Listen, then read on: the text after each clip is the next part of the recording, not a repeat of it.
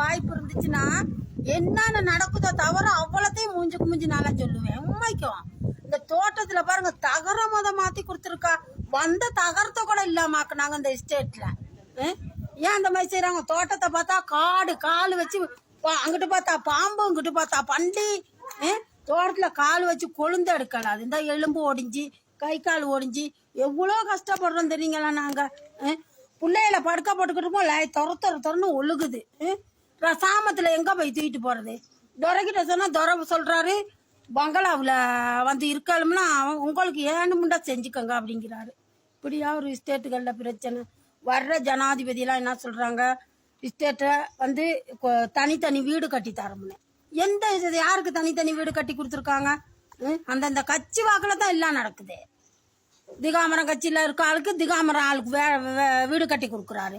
இங்கிட்டு உள்ளவங்க போய் வீடு கட்ட, நீங்க எங்க கட்சியில இருக்கிறீங்க, உங்களுக்கு நாங்க என் வீடு கட்டி கொடுக்க. இப்ப எவ்வளவு பிரச்சனையா? கொஞ்சம் சொல்லுங்க ஜனாதிபதி கிட்ட எல்லாரும்.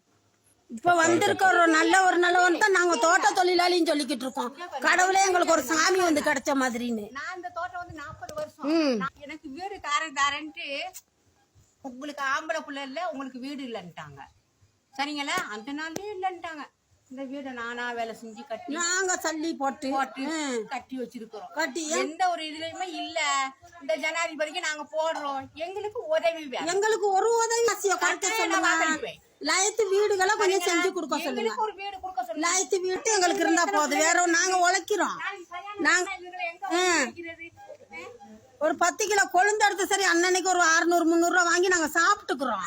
எங்களுக்கு இந்த வீடையும் தண்ணி வசதியும் தயவு செய்து ஜனாதிபதிக்கு நாங்க கையெடுத்து கும்பிடுறோம், இதை செஞ்சு கொடுக்க சொல்லுங்க. எங்களுக்கு அதுதான் முக்கியம். எங்களுக்கு பிரச்சனை கூட. சரிங்களா? கட்டாயம் நாங்க இந்த ஜனாதிபதிக்கு வாக்களிப்போம். இந்த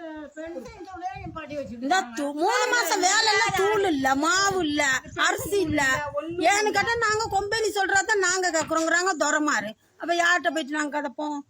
துரமார்கிட்ட கேட்டா கொம்பெனி சொல்லுது, இது கொம்பெனி கிட்ட கேட்டா உங்க ஸ்டேட்ல துறைய கேளுங்கிறாங்க. இப்படியா பேச்சுக்கு பேச்சு மாத்துறது? ஒரு சேவிஸ் எழுத போனா அதுக்கு தொர துண்டையே கொண்டு வாங்குறாங்க. நாங்க எங்க போயிட்டு தேடுறது? எத்தனைல பிறந்தீங்க, எத்தனாவது ஆண்டுல பேரு பதிஞ்சீங்க? இப்படியா? நீங்க தயவு செய்து எனக்கெல்லாம் இந்த ஜனாதிபதி வந்தது ரொம்ப ரொம்ப சந்தோஷம். தோட்ட தொழிலாளி ரொம்ப சந்தோஷப்படுதுன்னு மட்டும் சொல்லுங்க. ஏன்னா எங்களுக்கு ஒண்ணுமே வேணாம், எங்களுக்கு இந்த வீடு வசதியும் தண்ணியும் மட்டும் தயவு செய்து கொஞ்சம் செஞ்சு கொடுக்க சொல்லுங்க.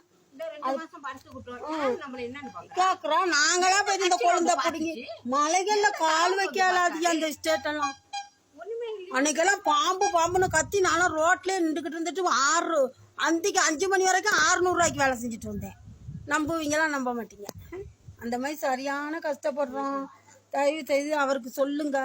தோட்ட தொழிலாளியெல்லாம் நீங்க நேர் மூலியமா இருந்தா அவ்வளவு கவலையும் சொல்லி அவர் காலில் விழுந்து கும்பிட்டா கூட எங்களுக்கு அவ்வளவு கவலையும் ஆத்திரமும் தீராது.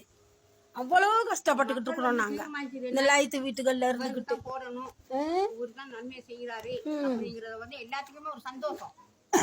நான் தோட்ட தொழிலாளில இவர் வந்ததுக்கு ரொம்பவே சந்தோஷம். நான் கேட்டா எங்களுக்கு ஒரு உதவி செஞ்சு எங்களை இந்த 4 மக்க மாதிரி எங்களையும் அவர் வச்சிருந்தாருன்னா போதும். அதுதான். வேற நாங்க அவர்கிட்ட ஒரு சாப்பாடை கொடு சோறை கொடுன்னு கேட்கலையே. எங்களுக்கு இந்த வீடு வசதியை கொஞ்சம் செஞ்சு கொடுத்து தண்ணி கொடுத்தா போதும். அது ஒண்ணுதான். தூள் இல்லைங்கிறாங்க கேட்டா ஸ்டேட்ல. வேலை இல்ல, உங்களுக்கு அப்படி தூள் கொடுக்க முடியும்னு. அப்ப நாங்க என்னத்த கைக்கிறது? நாங்க குழந்தை எடுத்து கொடுத்து எங்களுக்கு தூள் இல்லை.